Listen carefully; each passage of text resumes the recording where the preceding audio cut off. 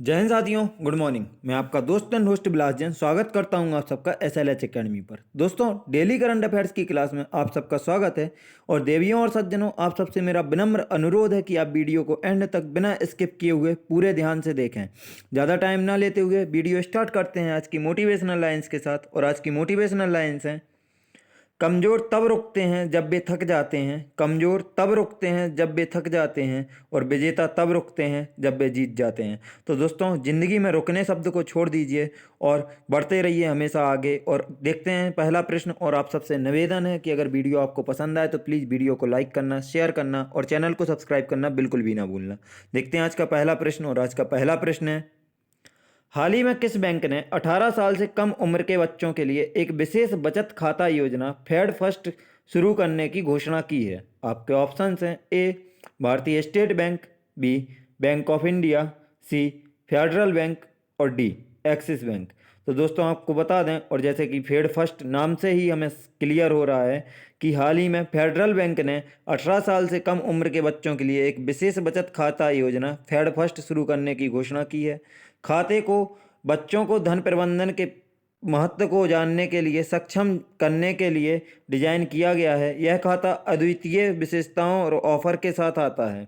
खाता धारक को फेड फर्स्ट कॉन्ट्रैक्टलेस डेबिट कार्ड के साथ दैनिक नगद निकासी की सीमा 2500 रुपये और POC ई कॉम से सीमा 10,000 रुपये के साथ प्रदान की जाती है, जिसमें इंटरनेट बैंकिंग, मोबाइल अलर्ट और ईमेल अलर्ट तक मुफ्त ऑनलाइन सुविधाएं शामिल हैं। देखते हैं दोस्तों, अगर फेडरल बैंक की तरफ नज़र डालेंगे तो इसकी स्थापना 23 अप्रैल 1931 को हुई थी। इसका आधुनिकीकरण या राष्ट्रीयकरण 2 दिसंबर 1949 को हुआ। इसका मुख्यालय अलुवा, केरल में है और इसके वर्तमान CEO श्याम श्री श्रीनिवासन है।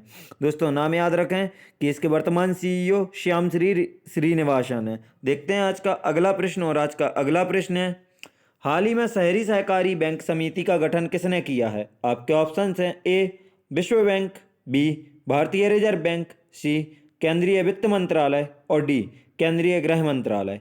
तो दोस्तों, आपको बता दें, हाल ही में शहरी सहकारी बैंक समिति का गठन भारतीय रिजर्व बैंक द्वारा किया गया है। और UCB के तेजी से समाधान के सक्षम करने के साथ समिति शहरी सरकारी बैंकों से संबंधित महत्वपूर्ण पहलुओं की भी जांच करेगी।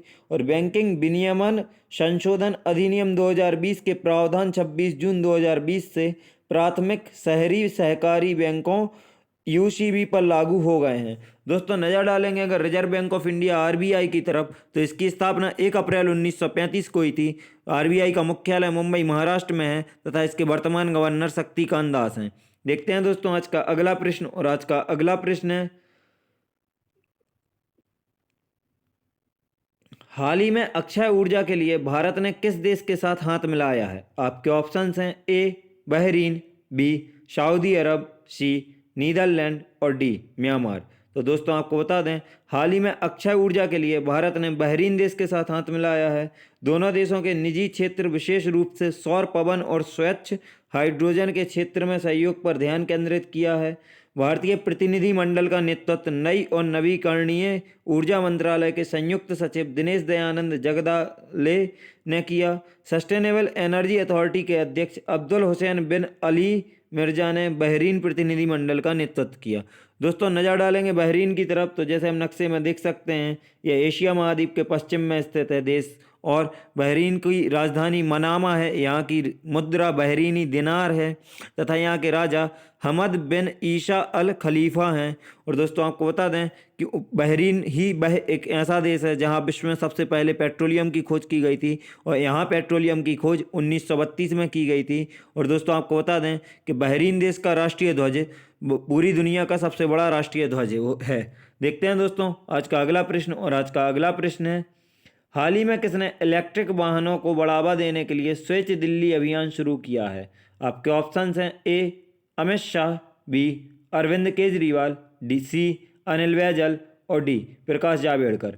तो दोस्तों, आपको बता दें कि हाल ही में इलेक्ट्रिक वाहनों को बढ़ावा देने के लिए स्विच दिल्ली अभियान अरविंद केजरीवाल जी ने शुरू किया है। स्विच दिल्ली अभियान में इलेक्ट्रिक वाहनों के लाभों के बारे में जागरूकता पैदा की जाएगी और यह दिल्ली को स्वच्छ और प्रदूषण मुक्त बनाने के में कैसे योगदान कर सकता है, यह बताया जाएगा।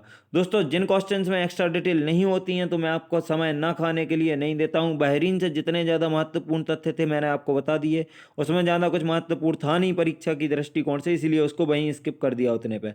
देखते हैं दोस्तों आज का अगला प्रश्न, और आज का अगला प्रश्न है, कौन सा देश उत्तरी सागर में दुनिया के पहले ऊर्जा द्वीप निर्माण करेगा? आपके ऑप्शंस हैं A Germany, B France, C Italy और डी डेनमार्क। दोस्तों, आपको बता दें कि डेनमार्क उत्तरी सागर में दुनिया के पहले ऊर्जा द्वीप निर्माण करेगा। ऊर्जा हब एक अपतटीय बिजली संयंत्र के रूप में काम करेगा और उत्तरी सागर के आसपास के देशों में उपभोक्ताओं को सीधे द्वीप के आसपास के पवन टर्बाइनों से हरित बिजली वितरित करेगा।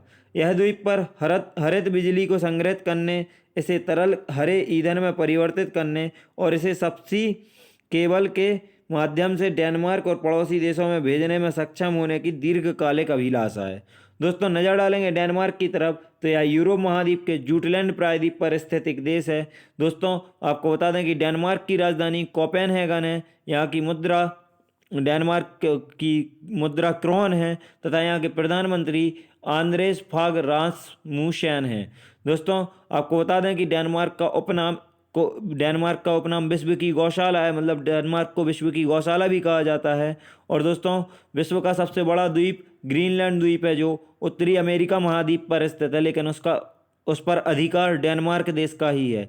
दोस्तों, आपको बता दें कि यूएन वर्ल्ड हैप्पीनेस रिपोर्ट्स के अनुसार दुनिया का सबसे खुशहाल देश और डेनमार्क ही है तथा दुनिया का सबसे कम भ्रष्ट देश भी डेनमार्क है। और दोस्तों, आपको बता दें कि दुनिया में सबसे पुराना राष्ट्रीय ध्वज डेनमार्क का ही है, जिसे 1219 ईस्वी में अपनाया गया था। और तथा डेनमार्क सिर्फ और सिर्फ हम जैसे नक्शे में देख सकते हैं कि जर्मनी एकमात्र ऐसा देश है जिससे इसकी स्थलीय सीमा लगती है। और आप जैसे देख सकते हैं डेनमार्क एक द्वीपीय देश है जो अलग अलग खंडों में बटा हुआ है। इसके द्वीप आप जितने येलो कलर में देख पा रहे हैं, ये सब डेनमार्क के पार्ट हैं।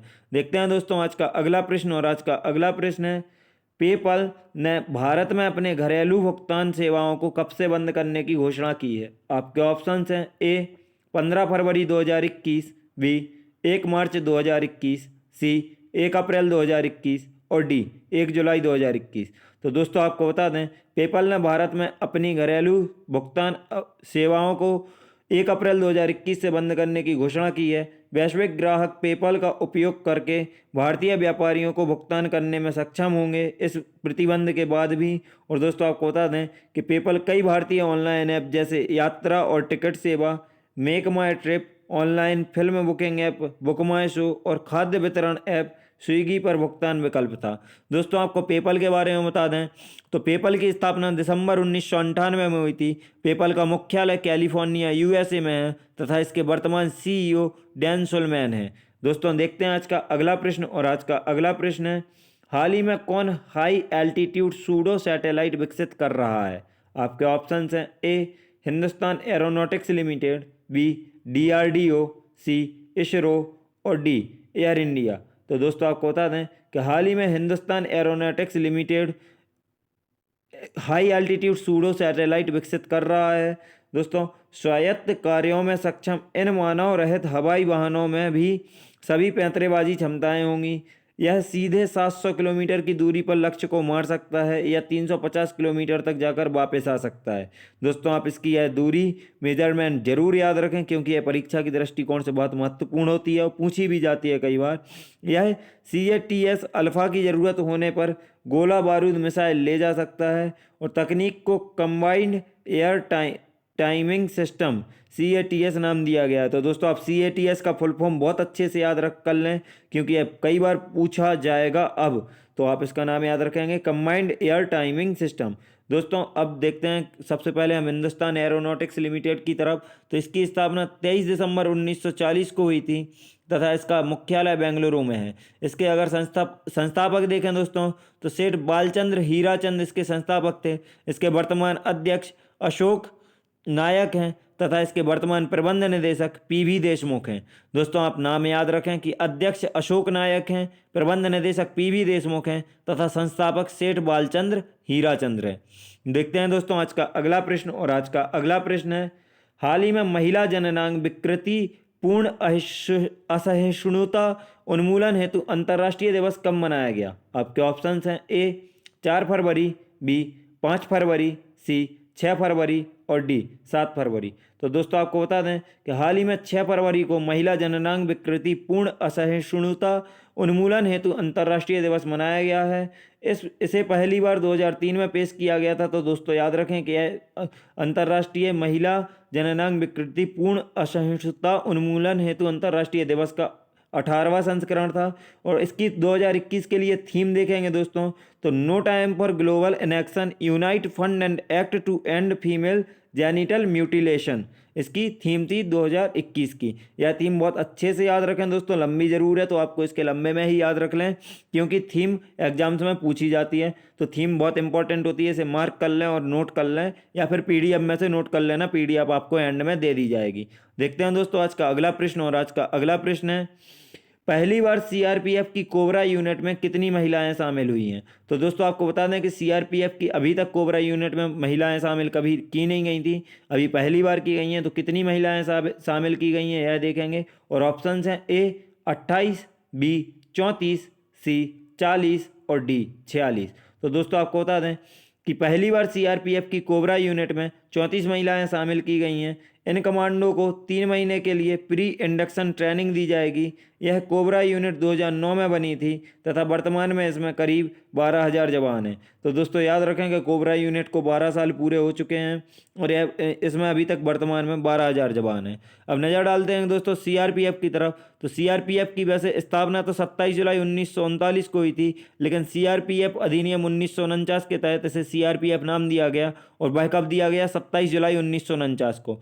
दोस्तों सीआरपीएफ का मुख्यालय नई दिल्ली में है तथा इसके वर्तमान कार्यपालक एपी महेश्वरी हैं। और आपको बता दें दोस्तों कि सीआरपीएफ गृह मंत्रालय के अधीन कार्य करता है, तो इसके लिए रिस्पॉन्सिबल मंत्री भी हमारे वर्तमान गृह मंत्री श्री अमित शाह जी होंगे। देखते हैं दोस्तों आज का अगला प्रश्न। और आज का अगला प्रश्न है,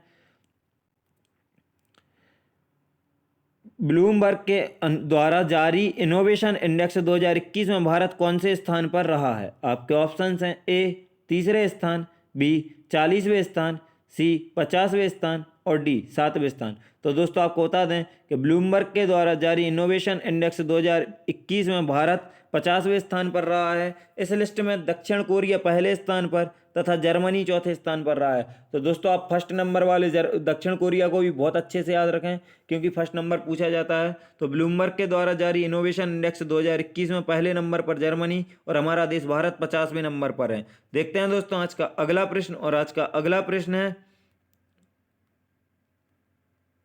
हाल ही में वैज्ञानिकों ने कितने इंच का विश्व का सबसे छोटा गिरगिट खोजा है? आपके ऑप्शंस हैं ए 1 इंच, बी 2 इंच, सी 3 इंच और डी 4 इंच। तो दोस्तों आपको बता दें हाल ही में वैज्ञानिकों ने 1 इंच का विश्व का सबसे छोटा गिरगिट खोजा है। यह विश्व का सबसे छोटा रेप्टाइल यानी रेंगने वाला जीव बन गया है। इसे नैनो गिरगिट नाम दिया गया है। तो दोस्तों आप नाम याद रखें कि इसको नैनो गिरगिट नाम दिया गया है। विश्व भर में अब तक 11,500 रेप्टाइल्स मिल चुके हैं और इस नैनो गिरगिट को जर्मनी और मेडागास्कर की टीम ने उत्तरी मेडागास्कर के जंगल में खोजा है। तो दोस्तों याद रखें इसकी खोज कहाँ हुई है? उत्तरी मेडागास्कर के जंगल में। तथा कहाँ की टीम ने मिलकर खोजा है? तो जर्मनी और मेडागास्कर की टीम ने मिलकर खोजा है। देखते हैं दोस्तों आज का आखिरी प्रश्न। और आज का आखिरी प्रश्न है, निम्न में से किस राज्य सरकार ने नासमेड़ गांव में भारतीय कौशल संस्थान की स्थापना करने की घोषणा की है? आपके ऑप्शंस हैं ए महाराष्ट्र सरकार, बी गुजरात सरकार, सी केरल सरकार और डी पंजाब सरकार। तो दोस्तों आपको बता दें कि हाल ही में गुजरात राज्य सरकार ने नासमेड़ गांव में भारतीय कौशल संस्थान की स्थापना करने की घोषणा की है। राज्य श्रम एवं रोजगार विभाग टाटा समूह के सहयोग से गैर लाभ आधारित सार्वजनिक निजी भागीदारी प्रारूप में इस भारतीय कौशल संस्थान की स्थापना करेगा। दोस्तों नज़र डालते हैं गुजरात की तरफ। तो आपको बता दें कि आप मैप पे देख सकते हैं, जैसे पश्चिमी छोर पर भारत के स्थित गुजरात है। और दोस्तों गुजरात की स्थापना 1 मई 1960 को हुई थी। गुजरात की राजधानी गांधीनगर है तथा यहाँ के वर्तमान मुख्यमंत्री विजय रूपाणी और राज्यपाल आचार्य देवव्रत हैं। दोस्तों गुजरात के बारे में फैक्ट बताएंगे, वैसे तो अभी कल ही बताए थे लेकिन एक बार फिर से बता देंगे, बार बार सुनकर आप लोगों को जल्दी याद हो जाएंगे, पढ़ना ज़्यादा नहीं पड़ेगा। तो भारत में सबसे ज़्यादा लंबी तटरेखा वाला राज्य गुजरात है और गुजरात की तटरेखा की लंबाई 1600 किलोमीटर है। यह भारत में कपास, मूंगफली और नमक और दूध का सबसे बड़ा उत्पादक है तथा तंबाकू का दूसरा सबसे बड़ा उत्पादक राज्य है गुजरात। दोस्तों आपको बता दें कि यहाँ के मुख्य नेशनल पार्क, तो सबसे पहला गिर राष्ट्रीय उद्यान जहाँ एशियाई शेरों का एकमात्र निवास स्थान है, बेलावदार राष्ट्रीय उद्यान, बसंदा राष्ट्रीय उद्यान, मैरीन राष्ट्रीय उद्यान और इतने यहाँ के प्रमुख राष्ट्रीय उद्यान हैं। दोस्तों आपको बता दें कि यहाँ का प्रमुख लोक नृत्य गरबा लोक नृत्य है। गुजरात में ही स्टैच्यू ऑफ यूनिटी स्थित है जो विश्व में सबसे ऊंची मूर्ति है। गुजरात में स्थित सोमनाथ मंदिर 12 ज्योतिर्लिंगों में से पहला है तथा द्वारकाधीश मंदिर 4 धामों में से एक धाम है। दोस्तों आपको बता दें गुजरात में कांडला बंदरगाह और लोथल बंदरगाह स्थित हैं और लोथल बंदरगाह को आप सिंधु घाटी सभ्यता के अध्ययन में भी पढ़ सकते हैं। दोस्तों आपको बता दें कि गुजरात को पश्चिम का गहना भी कहा जाता है और भारत का सबसे बड़ा जिला कच्छ जिला गुजरात में ही है। तो भारत का सबसे बड़ा जिला कौन सा है? कच्छ है। दोस्तों आपको बता दें कि गुजरात राज्य का सूरत शहर हीरे पॉलिश के लिए प्रसिद्ध है और यहाँ विश्व के लगभग 60% हीरे पॉलिश किए जाते हैं। और राष्ट्रीय स्वच्छता सूचकांक 2020 में गुजरात को तीसरा स्थान प्राप्त हुआ है। तो आप यह भी बहुत अच्छे से याद रखें, इंडेक्स से क्वेश्चन बनेगा। तो राष्ट्रीय स्वच्छता सूचकांक 2020 में गुजरात को तीसरा स्थान प्राप्त हुआ है। दोस्तों आपको बता दें कि भारत का सबसे बड़ा प्राइवेट बंदरगाह मुंद्रा बंदरगाह जो कच्छ जिले में गुजरात में ही स्थित है तथा विश्व की सबसे बड़ी तेल रिफाइनरी जामनगर रिफाइनरी गुजरात में ही स्थित है। दोस्तों आपको बता दें कि यह सबसे बड़ा नमक, दूध, मूंगफली का और कपास का सबसे बड़ा उत्पादक राज्य आपको बता चुका हूं मैं पहले ही। और आपको बता दें कि विश्व का सबसे बड़ा व्हाइट सॉल्ट डेजर्ट कच्छ का रण जिसे हम जानते हैं गुजरात में ही स्थित है जो विश्व का सबसे बड़ा व्हाइट सॉल्ट डेजर्ट है। और दोस्तों आपको बता दें कि यहाँ पर गुजरात में नर्मदा नदी पर सरदार सरोवर परियोजना है जो महाराष्ट्र, राजस्थान, मध्य प्रदेश और गुजरात के बीच में संयुक्त रूप से परियोजना है जो गुजरात में स्थित है।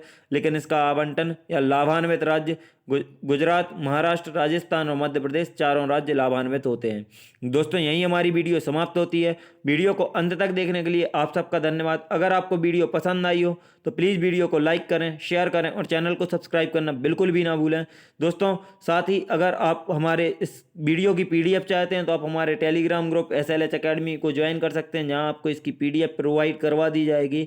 और अगर आप हमारी टीम से टेलीग्राम, फेसबुक या इंस्टाग्राम पर जुड़ना चाहते हैं तो आप हमारे डिस्क्रिप्शन बॉक्स से लिंक द्वारा आप जुड़ सकते हैं। वीडियो को अंत तक देखने के लिए एक बार फिर से धन्यवाद और आप सबसे निवेदन है कि इसे भारत के कोने कोने तक फैला देना, जितना ज़्यादा हो सके उतना ज़्यादा शेयर करना। आप सबका बहुत बहुत धन्यवाद वीडियो को अंत तक देखने के लिए। जय हिंद, जय भारत, आपका दिन मंगलमय हो।